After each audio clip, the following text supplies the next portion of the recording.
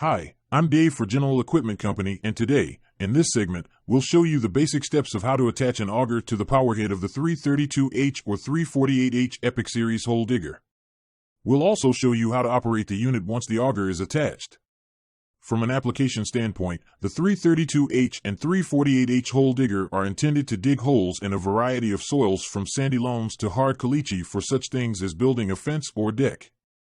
The machines are designed to be operated by two physically capable adults. For that reason, no minors should be allowed to operate either unit. Make sure clothing is sturdy, snug-fitting, but allows for freedom of movement.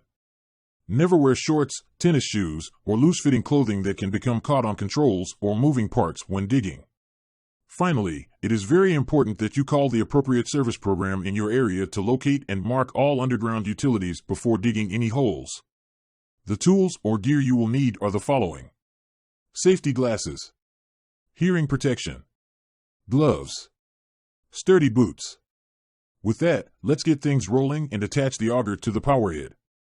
First, set the hole digger power head on the ground with the top of the engine facing up. Second, face the power head on one of the long sides and have a second person tilt the power head up so the spark plug end of the engine is facing up.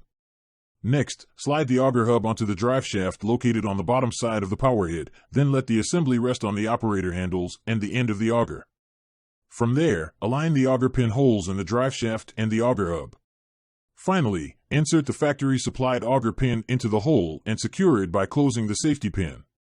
When ready, tilt the assembly up into a vertical position resting on the tip of the auger. So, before we cover the actual operation of the hole digger, let's talk about what a proper operator stance looks like. The stance itself is quite easy to perform for both the crew chief and the crew member that will be operating the machine together. First, position the hole digger so the crew chief's right hand operates the throttle control, and the left hand is on the left side operator handle grip. The crew member then faces the hole digger opposite the crew chief, placing his right hand on the right side operator handle grip and his left hand on the other grip. For both operators, use a firm, steady grip on each handle grip, cradling the grips between thumbs and forefingers. As digging progresses, keep your wrists as perpendicular to the handle grips as is possible. Next, place your feet a comfortable distance apart, approximately shoulder width, with the left foot slightly ahead of the right foot. Keep the left side operator handle as close as possible to your waist and leg to maximize leverage and control. While digging, keep both arms close to the upper body and your back as vertical as possible and bend your legs as needed to minimize stress. If done properly, you should not be standing anything like what is being shown now. With knowledge of a proper stance under your belt, let's cover how to properly start the hole digger with an auger attached.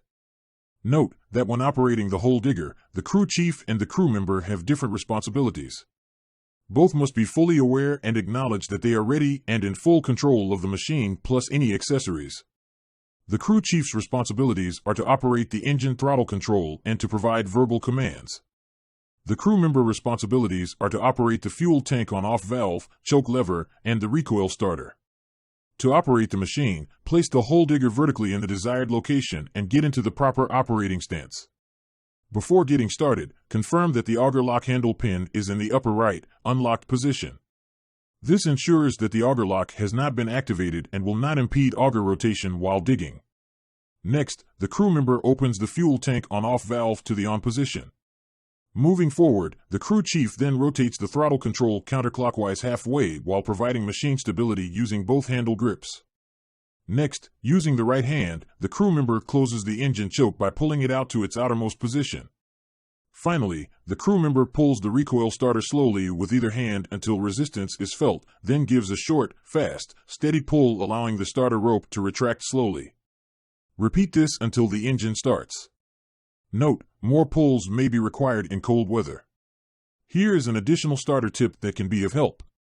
To prevent damage to the recoil starter, do not pull the starter rope out to its maximum length.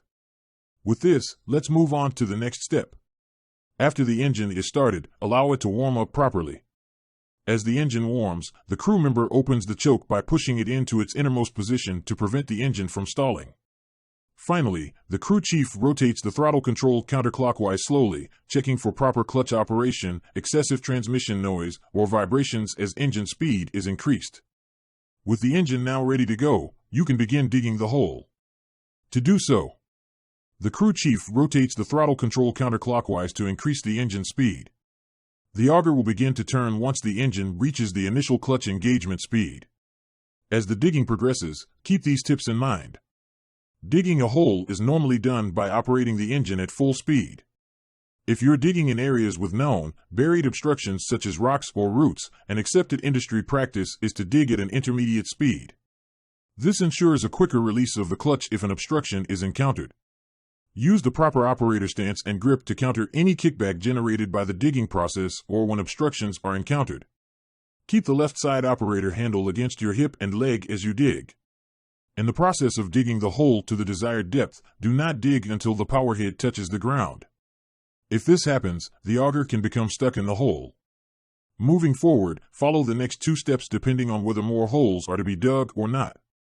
If more holes are required, when moving between holes, stop the hole digger by rotating the throttle control clockwise until the engine shuts off.